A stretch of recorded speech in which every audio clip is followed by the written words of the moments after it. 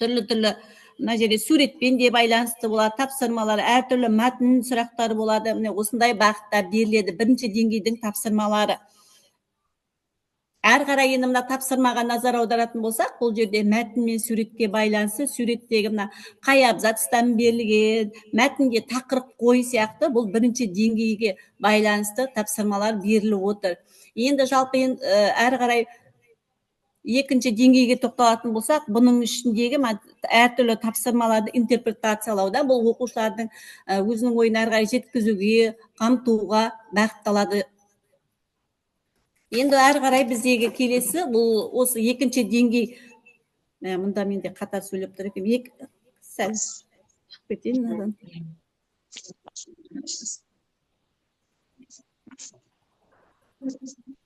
Екінші деңгей тапсырмалары, сіздерде көрініп тұрғаныңыздай, бұл жердегі қарап отырсаңыз, оқу мақсаттарының өзі мәтіндік, графиктік ақпараттарды интерпретациялайды, тәжірибемен ұқсас ғылыми публицистикалық стильдегі мәтіндердің тақырыбын, түрлерін, құрылымын салыстырып айтады. Бұның ішіндегі негізгі деңгей сипаттамасына тоқталатын болсақ, мәтіндегі басты идеяны анықтайды, өзара байланысты түсіндіреді, орта көлемді мәтіндер болады, өте күрделі де емес, жеңіл емес, сол мәтіндердің құрылымын ажырата алады.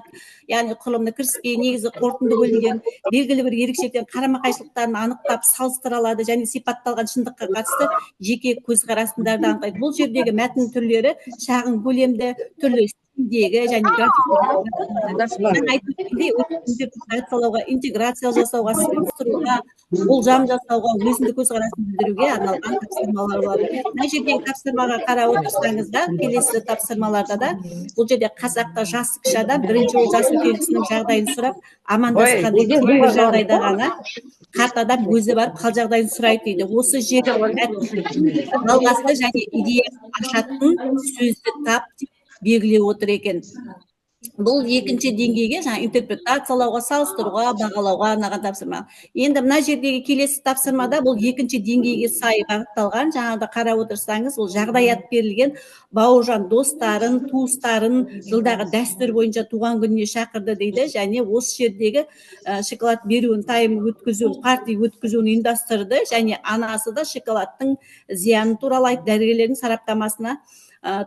сараптамаларын да оқытады дейді. Осы жердегі парақшада шоколадтың зиянымен қоса пайдасы да жазылған, дәрігерлер ұсынған ақпараттарды мен сенде таныс дейді. Бұл екі ақпаратта көріп отырған шоколадтың пайдасы менен зияны туралы айтылған екен.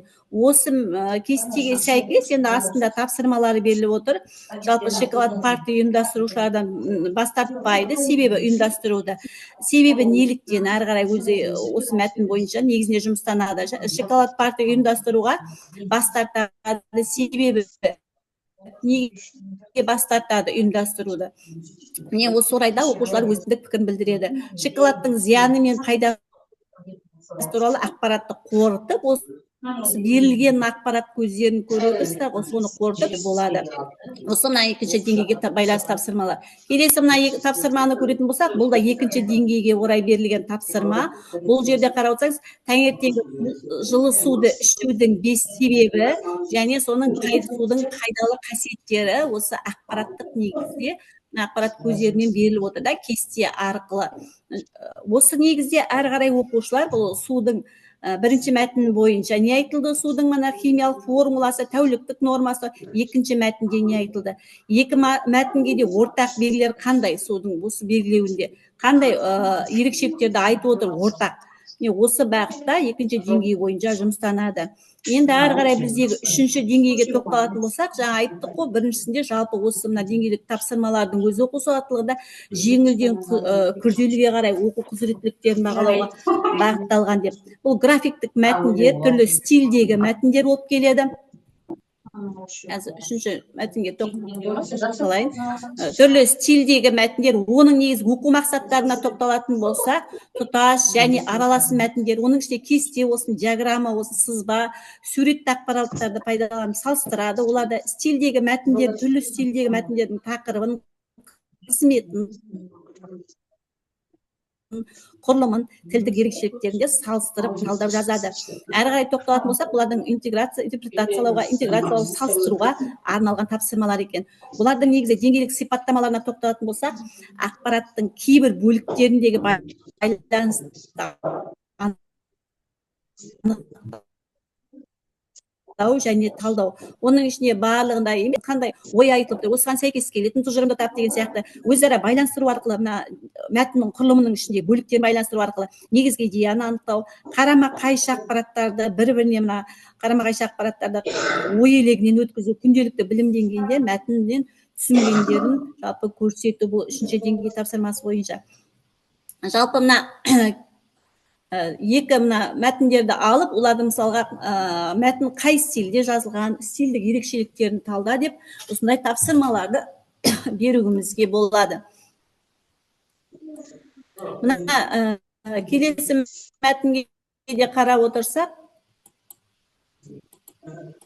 бұл жерде де өзіңіз көріп отырғандай түрлі ақпараттар беріліп отыр. Қарасаңыз, мына жердегі мәтін бойынша диаграммада берілген сипаттау мәтіннің мазмұны мен тақырыбына қарап, мәтінде қандай мәселе көтерілгенін анықта дейді. Бұл жерде қандай мәселе көтеріліп отыр. Сонымен бірге осы мәтін негізінде ірі өнеркәсіп аймақта жер қойнауын топыраққа сіңетін су көлемін неліктен 5%-ды құрайды. Қалалық елді мекенде су айналымын табиғи деңгейде өнімдеуге қандай жұмыстар жүргізеді. Осы бағытта тапсырмаларды беруге болады.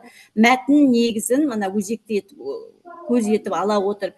Келесі, енді осы мана оқу сауаттылығының 4-ші деңгейіне тоқталатын болсақ, оның негізгі оқу мақсаттары ғаламтор болсын, түрлі энциклопедиялар болсын, газет журналдар, оқулықтардан алынған деректерді дәлел ретінде қолдану, авторға сілтеме жасау, тұтас емес мәтіндердегі мәліметтерді салыстыру және өңдеу. Тұтас емес мәтіндердегі.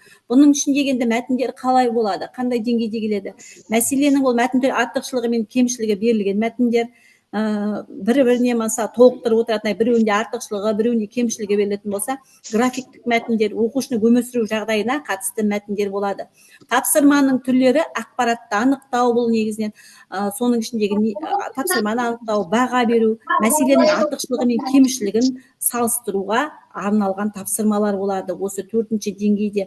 Енді бұл жердегі деңгейдің сипаттамасы толық түрде берілген ақпараттың кішігірім бірліктерін табады және байланыстырады, мазмұны мен формасын таныс емес көлемде, әрі тіл күрделі мәтіндерді түсінеді, мәтін бойынша болжам жасайды және оған баға беру үшін түрлі ақпаратпен ол мәтіндегі нақты білімді пайдалана алады. Бұл 4-ші деңгей бойынша. Бұл жерде бізде мәтін көрініп тұр ма, әріптестер, сізге ауыстырсам? Мәтін көрініп тұр ма? Мәтін өте ұсақ, көрінбейді. Көрініп тұрғанда, менде деген демонстрация жасалғанда слайд көрінбейді. Жақсы көрініп тұр. Ал енді мәтінге назар аударайық. Мәтінге қарайтын болсақ, бұл жердегі жалпы сұхбат беруші жасанды интеллекттің тиімді тұстары мен қауіпті бөлікті ақпарат пайдасы мен зияны, қаупі туралы айтылып отыр және осы тұзды көлдің экологиясын ойландырады деген мәтіндер беріліп отыр екен. Енді тағы да мана салыстырады дейді. Осы мәтінге назар аударатын болсақ, мына жердегі келесі мәтінге, бұл жерде не туралы айтып отыр әріптестер? Шайдың пайдасы менен зияны. Екі мәтін беріліп тұр. Екі түрде шайдың біріншісіне пайдасы отыр, екі зияны.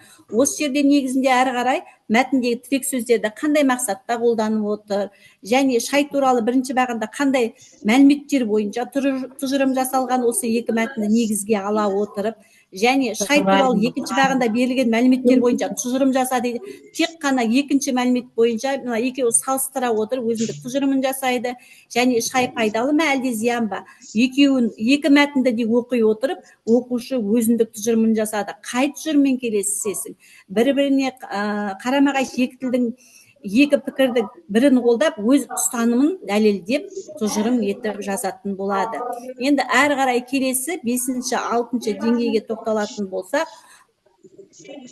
бұл жердегі негізгі оқу мақсаттарына тоқталайық. Қазақ тілі стильдері мен шешендік сөздердің түрлерін қолданған тілдік құралдар арқылы тану, бұл жерде стильдерін ажырату, тілдік құралдарын ажырату, белгілі бір мақсат үшін оқылым стратегияларын тиімді қолдану, тұтас емес мәтіндердегі мәліметтерді салыстыру және оларды өңдеу. Енді ары қарай бұл жерде мәтіндердің түрлері қандай болып келеді екен? Графиктік мәтіндер, кесте көріп отырғаныңыздай диаграмма да.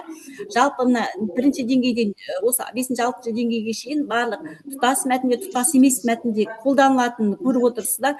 Бірақ ол қазір мысалы бізде модада келіп жатқандай тұтас емес мәтіндердің өзі күрделі. Оларды айттық қой өткен сабақта. Түрлі ақпараттық бірліктерден тұрады. Бірақ ол тұтас емес мәтіннің өзінде де ақпараттардың өзі күрделеніп келеді. Және көркем шығарма мәтіні, интернет ресурстар